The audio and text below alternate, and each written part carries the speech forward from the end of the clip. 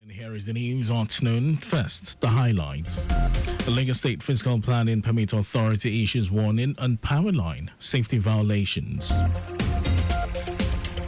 House of Representatives reaffirms commitment to addressing multifaceted challenges of food insecurity, climate change, sectoral investment. On the foreign in United States Supreme Court approves deportation of migrants to South Sudan. And in sports, National Sports Commission lines up 110 athletes for African Junior Championships in Abeokuta. And now the details. I am Mike James. The Lagos State Fiscal Planning Permit Authority, LASPA, has issued a strong warning to property owners, developers, and residents, urging them to desist from constructing buildings or any other structures under high-tension power lines, describing such acts as illegal and dangerous. Speaking on the persistent encroachment on power lines right-of-way, the General Manager of LASPA, Kendi Oshinaike, decried the rising disregard for safety guidelines and fiscal planning laws. Oshinaike noted that despite ongoing enforcement actions by relevant authorities, some individuals still ignore the grave dangers associated with building too close to or directly beneath power lines. He explained that such illegal development can also hinder the operations of power companies. Oshinaike stressed that the minimum safe distance between any structure and overhead power lines must be determined by the voltage level, advising residents to always maintain at least 10 feet clearance for lines carrying up to 50 kilovolt, and appealing to all Lagosians to comply with building regulations and avoid risky shortcuts that puts lives and properties in jeopardy. He reaffirmed LASPA's commitment to sustaining the clampdown on illegal constructions, stressing that the authority would not hesitate to remove any structure found to be encroaching on the power line's right of way. The Lagos State House of Assembly is set to establish a modern correctional service center to make provision for the administration of custodial and non-custodial measures in Lagos and for other connected purposes. The bill, titled Lagos State Correctional Service Bill 2025, aims to provide a more effective and humane approach to correctional services, prioritizing rehabilitation and reintegration of offenders in the society. The proposed bill will focus on providing training and rehabilitation programs for inmates with the goal of reducing regression and promoting safer communities. Giving an insight of the bill, Chairman Committee on Judiciary, Human Rights, Public Petitions and LASIEC, Oladipo Ajomale, emphasized that it aligns with international best practices in correctional services and aims to reform and rehabilitate offenders rather than merely punishing them.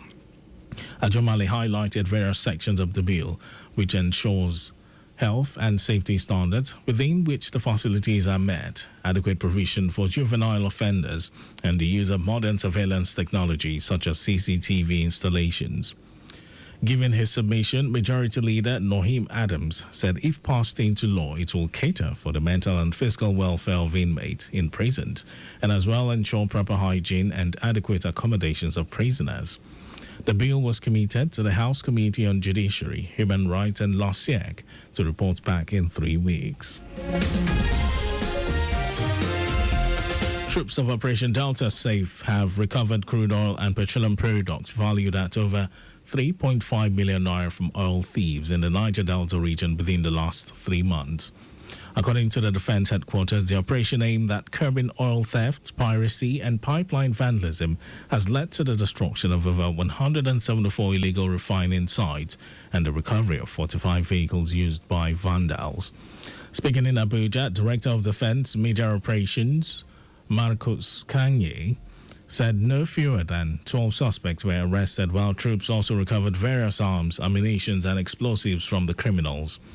Kanye said 15 victims abandoned by suspected militia and pirates were rescued by troops during an offensive operation in Oron local government area of Akwa Ibom State. And now to the rest of the stories. The House of Representatives has reaffirmed its commitment to addressing the multifaceted challenges of food security, insecurity, climate change, and low sectoral investment in Nigeria. Chairman of the House Committee on Nutrition and Food Security, Chike Okafor said this during a press conference in Abuja, where he announced a 3-day national summit on nutrition and food security. Okafor said that despite decades of national policies and sectoral programs aimed at enhancing nutrition and food systems, the country continues to struggle with alarming levels of malnutrition and food insecurity. He stated that children under the age of 5, pregnant and nursing mothers, as well as vulnerable populations in rural areas are the most affected. Okafor further explained that the crisis has been worsened by factors such as climate change, environmental degradation, persistent insecurity in food-producing regions, high inflation, and poor infrastructure for food storage, processing, and distribution.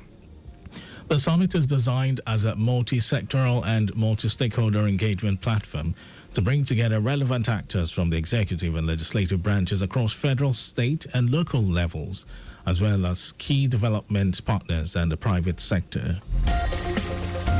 Wife of the president, Oluremi Tinubu, has donated a sum of 1 billion naira to support the victims of recent attacks in Plateau State.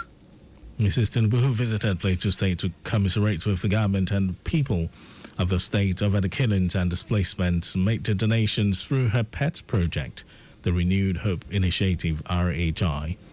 While addressing residents at the government house in Jos, she expressed sadness at seeing the suffering of the victims and appealed to all stakeholders to ensure that peace reigns in the state. Mrs. Tinubu also donated food items to the victims. On the spot, the governor of Plateau State, Caleb Mutfwang, expressed appreciation to the First Lady for her kind gesture, pledging to restore peace in the state and to ensure that no part of the donations goes missing, but spent to meet the needs of the victims. And now to foreign news.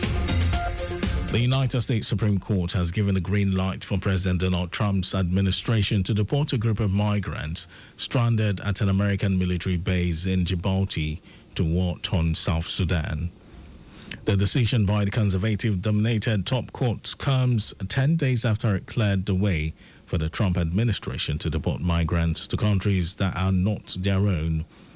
The 8 migrants were being flown to South Sudan from the U.S. in May, but ended up in Djibouti when a district court imposed a stay on third-country deportations. The court said migrants were not being given a meaningful opportunity to contest removal. It will be recalled that on June 23, the Supreme Court lifted the stay imposed by District Judge Brian Murphy, clearing the way for third-country deportations.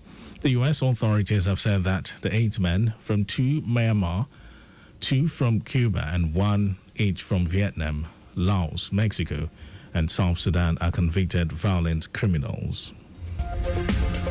And over to sports news. Nigeria will field the largest delegation as 43 countries prepare to compete at the 3rd Africa Under-18 and Under-20 Athletics Championships in Abeokuta from July 16 to 20.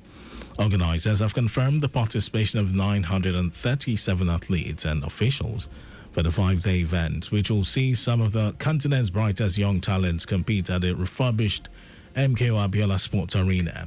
According to the National Sports Commission, host nation Nigeria will present 110 athletes, comprising 60 men and 50 women, supported by 22 officials. The NSC also stated that preparations are ongoing in Abeokuta, the Ogun State capital, with final touches being made to logistics, accommodation, transportation, and other key areas. The event, sanctioned by the Confederation of African Athletics, is expected to feature strong representation from countries including Egypt, Ghana, Morocco, Senegal, Cameroon, and Uganda. That was our news at noon. Just before we go, your vehicle is not a strong room. Please keep your valuables off the view of miscreants.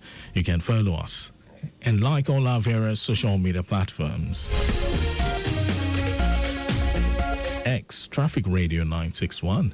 Facebook, Lagos Traffic Radio 96.1 FM. Instagram, Lagos Traffic Radio 961. Subscribe and watch our news and programs live on YouTube, Traffic Radio 961. Visit our website, www.trafficradio961.ng. And you can also listen to Lagos Traffic Radio live on my Lagos app for timely updates. Did you know that the Sanwo-Olu administration provided 450,000 pupils with e-learning devices?